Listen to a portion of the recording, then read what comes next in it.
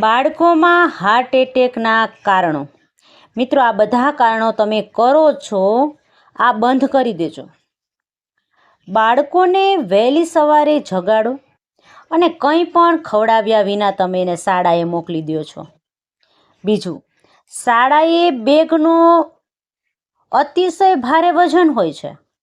ત્રીજું, બપોરના ભોજનમાં તળેલું ભોજન આપો છો. ચોથું કારણ છે હાર્ટ એટેકનું ખાસ મેન કારણ હોમવર્ક પૂર્ણ કરવાનું દબાણ. વિદ્યાર્થીઓ પર હોમવર્ક પૂર્ણ કરવાનું દબાણ શિક્ષકો દ્વારા અને માતા પિતા દ્વારા લેવામાં આવે છે.